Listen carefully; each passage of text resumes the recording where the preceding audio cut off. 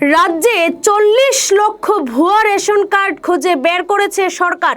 রাজ্য সরবরাহ বিভাগ সর্বমোট বাতিল করেছে 50 কার্ড। বুধবার বিভাগীয় মন্ত্রী রঞ্জিত দাস কাছাড় জেলা বিজেপি অফিসে সাংবাদিক সম্মেলন করে কথা জানিয়েছেন। তবে তিনি স্বীকার করেছেন, অপারেটরদের ভুলের কারণে রেশন কার্ডের রাজ্যের অসংখ্য পরিবারের সদস্যদের অন্তর্ভুক্তিতে বিসঙ্গতি দেখা দিয়েছে। প্রকৃত মানুষের নাম বাদ পড়ার কথাও তিনি স্বীকার করেছেন। তিনি জানিয়েছেন, বিষয়টি সরকারের নজরে রয়েছে। খুব শীঘ্রই বাদ পড়া মানুষের নাম রেশন কার্ডে অন্তর্ভুক্ত করা হবে। রাজ্যের প্রতিটি জেলার জেলাশাসককে রাজ্য সরকার ইতিমধ্যে নির্দেশ দিয়েছে। মুখ্যমন্ত্রীর আহ্বানে রাজ্যের 10 লক্ষ প্রভাবশালী মানুষ তাদের রেশন কার্ড সরকারের কাছে তুলে ধরেছেন। সব মিলিয়ে আসামে 50 লক্ষ রেশন কার্ড বাতিল করা হয়েছে, জানিয়েছেন মন্ত্রী রঞ্জিত দাস। বর্তমানে রাজ্যে রেশন কার্ডের সংখ্যা 66,25,917 বলে জানিয়েছেন তিনি।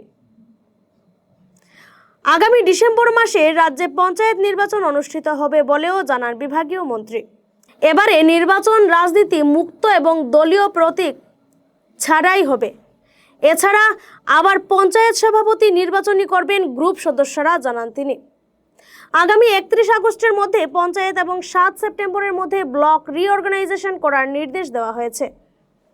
2001 সালের সেন্সাস অনুযায়ী এই ব্লক রিঅর্গানাইজেশন করা হবে এবং এই প্রক্রিয়া সম্পন্ন হওয়ার পর ডিসেম্বরের পঞ্চায়েত নির্বাচন অনুষ্ঠিত হবে বলে জানিয়েছেন পঞ্চায়েত ও গ্রাম উন্নয়ন মন্ত্রী রঞ্জিত দাস। কাৰণে আমি পুনৰ্গঠনৰ কাম আমি চৰকাৰে কৰি আছে। ডিচিবিলাকক আমি দায়িত্ব দিছোঁ আৰু তাতে চিও আছে, তাতে মেম্বাৰ ছেক্ৰেটাৰী আৰু মেম্বাৰ হিচাপে আছে ইলেকশ্যন অফিচাৰ। তেওঁলোকে উইদিন 30 আগষ্টৰ ভিতৰত তেওঁলোকে পঞ্চায়ত ৰিঅৰ্গেনাইজ কৰিব আৰু পঞ্চায়ত ৰিঅৰ্গেনাইজ কৰাৰ পিছত 7 ছেপ্টেম্বৰৰ ভিতৰত ব্লক ৰিঅৰ্গেনাইজ হ'ব। এতিয়া উইদিন দ্য কনষ্টিটুৱেঞ্চি ব্লক থাকিব বা উইদিন দ্য কনষ্টিটুৱেঞ্চি পঞ্চায়ত থাকিব। আগতে কি আছিলে, এটা পঞ্চায়তৰ এটা পাৰ্ট বেলেগত আছিলে, এটা ব্লকৰ এটা পাৰ্ট আছিলে অন্য সমষ্টিত।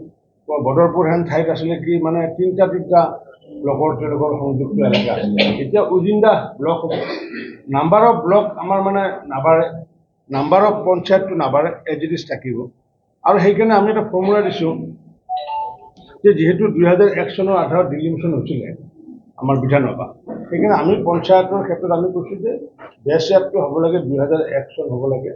আৰু 2001 চনৰ চেঞ্চাছ ভিলেজৰ আধাৰত কাছাৰত যিমান পপুলেশ্যন থাকিব divided by the number of panchayat. যদি ধৰক 60টা যদি পঞ্চায়ত আছে, ইয়াতে যদি 6 লাখ যদি হয়, যদি 6 লাখটোক ডিভাইড কৰিব 60ৰে ডিভাইড কৰিব আৰু তেনেকৈ পপুলেশ্যনটো ভগাই লোৱাৰ কথা আমি। আৰু এইটো কৰাৰ পিছত 7 ছেপ্টেম্বৰত ব্লক ৰিঅৰ্গেনাইজ হ'ব। তাৰপিছত 7ৰ পৰা 17 তাৰিখলৈ কাৰোবাৰ যদি ক্লেইম এণ্ড অবজেকশ্যন থাকে এইবিলাক নিষ্পত্তি কৰা হ'ব। আৰু 18 তাৰিখে আমাৰ নটিফিকেশ্যন ওলাব আৰু ওলোৱাৰ পিছত আমি ষ্টেট ইলেকশ্যন কমিশ্যনক আমি জমা দিম। আমি আশা ৰাখিছোঁ ডিচেম্বৰত প্ৰথম ফৰ্টনাইটৰ ভিতৰত নিৰ্বাচনটো অনুষ্ঠিত কৰাৰ কাৰণে আমি সিদ্ধান্ত লৈছোঁ। আৰু এইবাৰ নিৰ্বাচনটো এটা ভাল নিৰ্বাচন হ'বলৈ গৈ আছে, যে ৰাজনীতি মুক্ত, চিম্বল নাথাকে, পলিটিক্স মুক্ত পঞ্চায়ত গঠন কৰাৰ কাৰণে গৈ আছোঁ। কাৰণ যিহেতু পঞ্চায়তৰ গ্ৰাম্য লেভেলৰ কাম কৰাৰ ক্ষেত্ৰত যদি পাৰ্টিবাজি হয়, তেতিয়াহ'লে কি হয়, বহুত ডিপ্ৰাইভ হয়, বহু অঞ্চল ডিপ্ৰাইভ হয়। সেইকাৰণে পলিটিক্স ফ্ৰী পঞ্চায়ত কৰাৰ কাৰণে আমি গৈ আছোঁ, যাৰ কাৰণে ৱাৰ্ড কমিশ্যনাৰ তাতে এমব্লেম নাথাকিব। আৰু যিহেতু তেওঁলোকে চিলেক্ট কৰিব, আগতে পঞ্চায়তৰ প্ৰেচিডেণ্টটো ইলেক্ট কৰিছিলে কি ৰাইজে কৰিছিল। কিন্তু ৰাইজে কৰাৰ পিছত যেতিয়া তেওঁৰ লগত যেতিয়া মনৰ অমিল হৈ যায়, 6টা মেম্বাৰৰ বা বিভিন্ন ধৰণৰ অংক নিমিলে কি কৰে, অনাস্থা আনি দিয়ে। অনাস্থা আনি দিয়াৰ পিছত কি হৈ যায়, সেই প্ৰেচিডেণ্টজনৰ এনেকুৱা এটা অৱস্থা হয় যে মানুহৰ ঘৰত বিয়াও খাব যাব নোৱাৰে। কলংকিত এটা জীৱন যাপন ল'ব লাগে, যে প্ৰদৰ্শিত কৰিছে, খেদি দিছে, অমুক দিছে। অথচ এই 6জনৰ কাৰণে কিন্তু ষড়যন্ত্ৰৰ কাৰণে তেওঁ প্ৰদৰ্শিত হৈছে। কিন্তু মানুহজনে পৰিচিত হয় কি, যে খেদা খোৱা এটা পঞ্চায়তৰ প্ৰেচিডেণ্ট। সেইকাৰণে এইবাৰ পাব্লিকক ইলেক্ট কৰিব দিয়া নাই। কাৰণ পাব্লিকে ইলেক্ট কৰাৰ পিছত অনাস্থা আনে এই member 10জনে।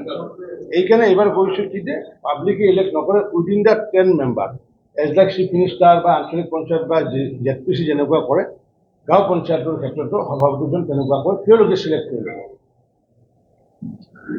Committee headed by the deputy commissioner of the district member secretary হৈছে তাৰে মানে চিঅ মেম্বাৰ ছেক্ৰেটাৰী আৰু তাত মেম্বাৰ হৈছে election officer concern district election অফিচাৰটো হৈছে মেম্বাৰ তাত কোনো বিজেপি বা অন্য পাৰ্টিৰ কোনো মেম্বাৰ নাথাকে